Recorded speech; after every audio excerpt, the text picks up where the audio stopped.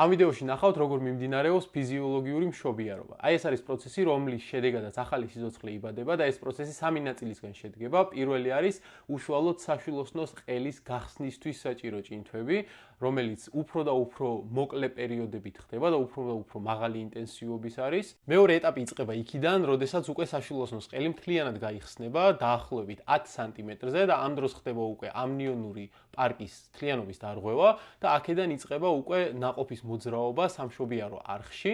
ამ პროცესს, რა თქმა უნდა, ექიმი აკვირდება და ეხმარება მშობიარესაც და ნაყოფსაც, რომ ამ პროცესმა მაქსიმალურად დაზიანებების გარეშე ჩაიაროს. მშობიარობის მესამე და ბოლო ეტაპი კი არის უკვე პლაცენტის გამოყოფა, რა დროსაც ხდება საშვილოსნოს კონტრაქციები, ოღონდ უფრო ნაკლები ინტენსივობის. ეს კონტრაქციები და ფიზიოლოგიური ფაქტორები, როგორიც არის მაგალითად ძუძუს ტოვის დროს გამოყოფილი ოქსიტოცინი ქალის ორგანიზმში, ეს კი ხელს უწყობს საშვილოსნოს შეკუმშვას და პარალელურად სისხლდენის შეჩერებას იმ ზედაპირიდან, საიდანაც მოხდა პლაცენტის მოშორება და პარალელურად, რა თქმა უნდა, საშვილოსნო უბრუნდება თანდათან თავის აწყის ზომას.